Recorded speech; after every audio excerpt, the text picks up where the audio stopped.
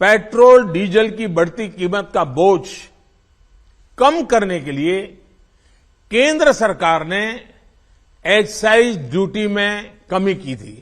पिछले नवंबर महीने में कम की थी।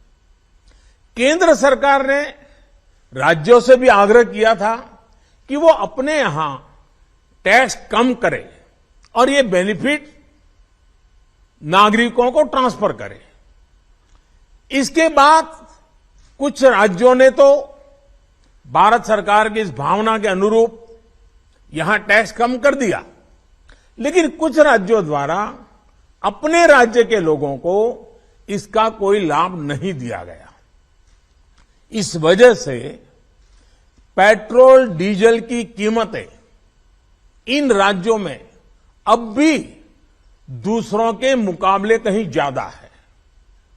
ये एक तरह से इन राज्यों के लोगों के साथ अन्याय तो है ही, साथ ही पड़ोसी राज्यों को भी नुकसान पहुंचाता है।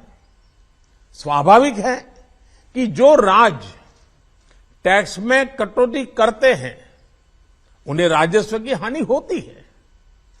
जैसे अगर कर्नाटका ने टैक्स में कटौती नहीं की होती तो उसे इन 6 महीनों में 5,000 करोड़ रुपए से ज्यादा का राजस्व मिलता।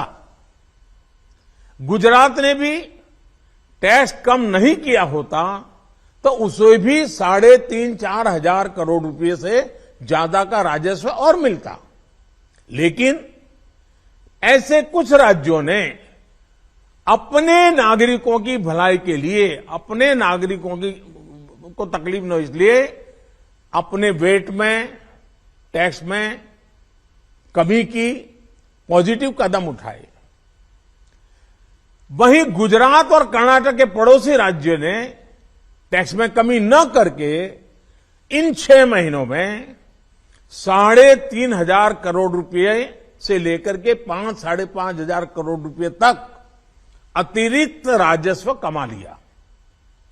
जैसा हम जानते हैं कि पिछले साल नवंबर महीने में वैट कम करने की बात की थी, सबको मैंने प्रार्थना की थी, लेकिन कई राज्य, मैं यहां किसी की आलोचना नहीं कर रहा हूं, मैं सिर्फ आपसे प्रार्थना कर रहा हूं, आपके राज्य के नागरिकों की भलाई के लिए प्रार्थना कर रहा हूं। अब जैसे उस समय 6 महीने पहले कुछ राज्यों ने बात को माना, कुछ राज्यों ने नहीं माना। अब कई राज्य जैसे महाराष्ट्र, पश्चिम बंगाल, तेलंगाना, आंध्र प्रदेश, तमिलनाडु, केरला, झारखंड, किसी न किसी कारण से उन्होंने इस बात को नहीं माना और उनके राज्य को, नागरिकों को बोझ कंटिन्यू रहा।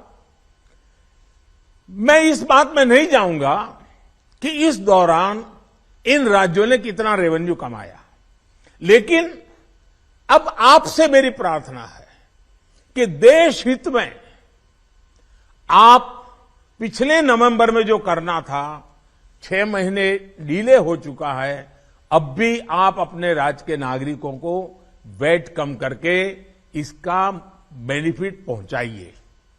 आप सब जानते हैं कि भारत सरकार के पास जो रेवेन्यू आता है उसका 42% तो राज्यों के ही पास चला जाता है। मेरा सभी राज्यों से आग्रह है कि वैश्विक संकट के इस समय में कोऑपरेटिव फेडरलिज्म की भावना पर चलते हुए एक टीम के रूप में हम सब मिलकर काम करें।